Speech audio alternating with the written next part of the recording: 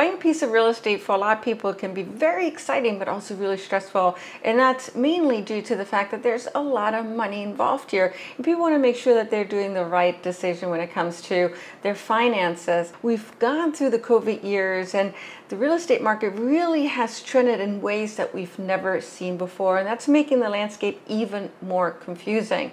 And so this video is about shedding light into some key facets of real estate, and I just want you to keep those in mind, because I feel like if you're in the market to purchase, or even if you're on the sidelines right now, keeping those statistics, those key trends in mind is really going to help you make the right decision for you. If you're new to my channel, my name is Katrin.pfitzenreiter. I'm a real estate agent in Florida, specifically in Sarasota, Lakewood Ranch, Venice, and Bradenton. If you enjoy this type of video, like this video down below. It does help out the video's performance. And without further ado, we're going to get right into this video. For the last few years especially, a lot of news headlines have been talking about a real estate market crash. A lot of you have been waiting on the sidelines to see whether or not the crash really is happening. And so what I'm going to do is give you a quick real estate market update as it relates to Florida, just so we can get our bearing here.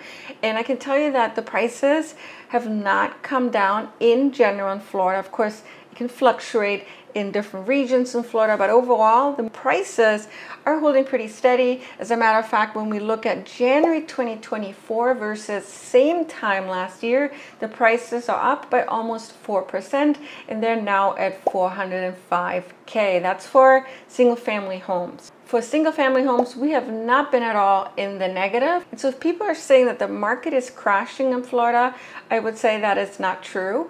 What we're seeing is a stabilization of the prices, and also the market as it relates to real estate trends is much more like it was pre-COVID days. Prices are always dictated by supply and demand. If there's more purchasers for the amount of homes that are on the market, prices will typically increase. At the very least, they're going to hold if there's an equal amount of buyers and sellers. And I will say this, that since the crash of 2008, building of new construction homes, that has been declining, but the population has been increasing, and that's one of the reasons why there's still enough demand out in the marketplace. Plus you have the baby boomers, which are a big generational portion that are able to purchase homes even in today's prices. Here's an interesting statistics, and that is 33% as of January were cash buyers. So pretty much every third person that is putting an offer on a house is essentially a cash buyer. And so a lot of people are talking about how the market is changing. It's just not what it used to be in 2021 and 2022. And that is absolutely true. And I'm so happy that's the case, because what we had just a few years ago was not sustainable. And it was a result of the early stages of the pandemic, where we just had no idea what COVID was all about. People were looking to move outside of cities. They were looking to purchase bigger homes. And also you have the historically low mortgage interest rates, which a lot of people took advantage of. So naturally, as the real estate market evolves and is now settling into a new normal, the trend lines will also change, right? And I always tell people, if you're going to determine the health of the real estate market, don't have a benchmark of 2021 or 2022, because that's a market situation that hopefully will never be in again. If at all, go back to 2019, 2018, 2017, which are much more consistent of a normal and healthy real estate market. So for example, if we look at inventory, because people keep talking about how inventory is just piling up. And yeah, that's absolutely true. Inventory is piling up because the madness of 2021 and 2022 is gone. We don't have the amount of people in the marketplace that we had just a few years ago. But if we compare to 2019 and 2018, the inventory level, it's still below those times. Unless inventory keeps piling up in Q1 and Q2, which I very much doubt, because we're now hitting the spring season. But if that happens, yeah, sure, prices could come down. But right now, just remember that the inventory level where it's at right now is very much on par with where it was in 2019 and 2018, which are years where the median prices were increasing year over year. The real estate market situation for condos in Florida is going to differ somewhat, and I actually think that the prices may come down for condos, and that's because of the SB 4D bill, which is also known as the Surfside bill, and that was passed in 2022, I believe, because of the Surfside building that collapsed in Miami just a few years ago. A lot of people died. The Sarasota bill was passed in order to avoid anything like this from happening again in the future. And essentially what the Surfside bill requires is that those condos or cooperative associations that are 30 years or older, and for those that are closer to the shore, it would be actually 25 years and older, 3 stories or higher, that they need to go through a milestone inspection to estimate the remaining useful life and the replacement costs for things such as plumbing, the windows, the floor, the roof, the electrical systems. And so it's so important that if you're in the market of purchasing a condo, again, 3 stories or higher,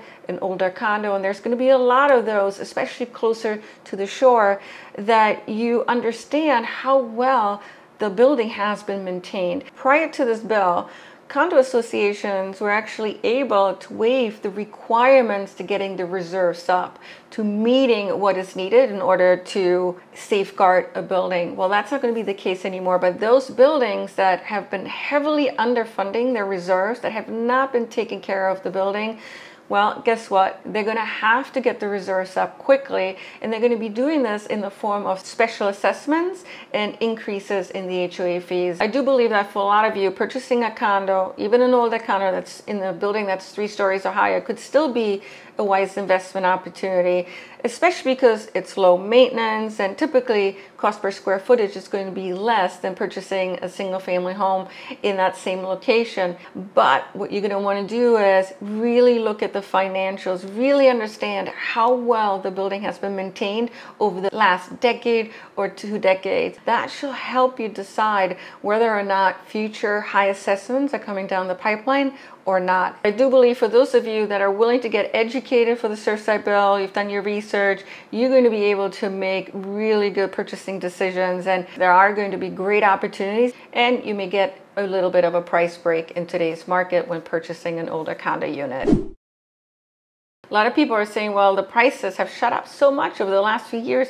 How can they keep going up? It just has to be a bubble because of the drastic price appreciation. And so what I want to show you is this chart that looks at the median prices year over year from 2012 all the way up to 2023. First off, what I want you to notice is the percentage change year over year has always been in the positive, right? So for over 11 years, prices are just increasing here in Florida in general. Now, I also want you to see, for example, that the prices in 2013 were up by 16%. That's a massive increase. And then it continued to go up. 2015, 10%. 2016, 12%. So price appreciation having gone up so much over the last few years, that is not necessarily indication that the prices have to come down. When will the prices come down? Well, if there's an oversupply, how can that happen? Well, if new construction builders are building way too much given the demand falls off for whatever reason, distressed homes, but distressed homes here in Florida is really minimal when compared to, say, 2008 and 2009 during the last real estate bubble crash. I mean, it's really non-existent in comparison. And if there's less demand for Florida living, if people are exiting Florida in the masses versus coming in, but right now that's not the indication. Florida is still a very popular place to move to. The one big question mark is the homeowners insurance crisis here and how that's going to play out over the next few years. And you've heard how our insurance quotes are just increasing year over year, and in some places people are even losing coverage. Many coastal towns such as Cape Coral or Fort Myers Beach, well, it's really hard to get insurance, maybe even impossible, and a lot of buyers wouldn't even want to buy there anymore. So prices are coming down in those areas that have been hit hard in the past, and where getting insurance is much harder now. So I think what's going to happen is people aren't going to say, well, I don't want to live in Florida anymore. I believe that there's going to be a remigration in Florida where people are going to look at much safer areas to live in, whether it's more inward, maybe Ocala, maybe Orlando, or those coastal towns that typically historically have not been hit very much so, i.e. Sarasota. Sarasota has never been in the eye of a hurricane. Never having been doesn't mean it can't happen, but I do believe that there is a sense of comfort knowing that's just not happened in the past. Prices typically go down after the summertime. During spring season, that's when prices usually shoot up. Here in Florida, that's especially true given the fact that we have a lot of snowbirds that come into town from, say, November up until April. And for those people who have children, a lot of them will buy in the spring because they're going to want to be moved in by the summer to getting their kids ready for school in August, September. Typically, when we look at prices, they peak in June and then they start coming down after the summertime into the autumn and winter season, and then it starts peaking again in June of the next year. If prices peak in June, we have to work backwards and look at the median time to sale. Right now, it's approximately 80 to 90 days, which then brings us back to around March and April. That's when the majority of the buyers will be buying here in Florida, and that's also when we'll see the most listings in the market. And then again, prices come down after the summertime into the winters. Let's just assume you're somebody that decided to purchase and it just happens to be a winter month. Maybe it's a November or December day.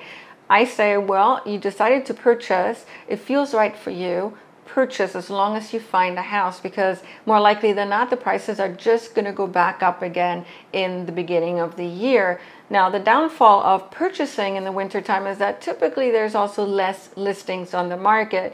But if you found a dream house and you're ready to purchase and it's the wintertime, that's actually a really good time to buy.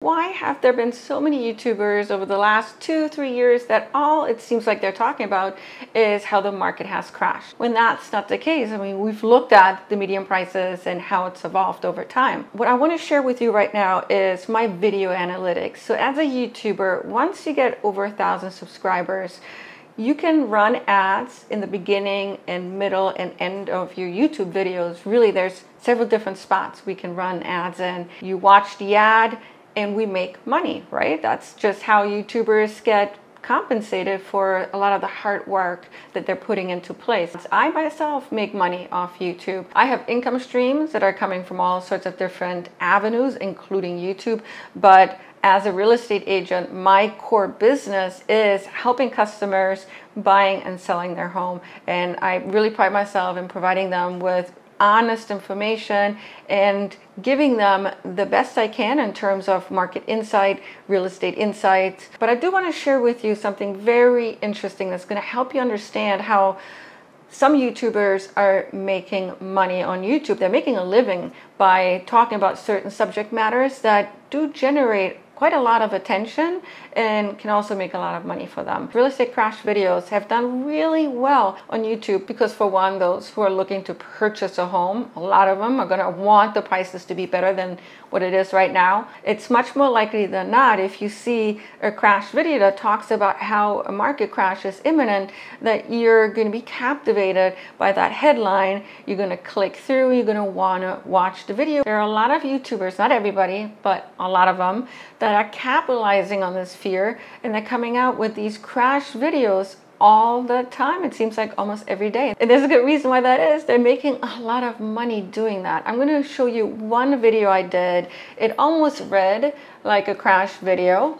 And this one is called Florida Housing Market Curveball. It generated over 100,000 views. And how much did it actually make me? Well, it made me $730. Now you can do the math.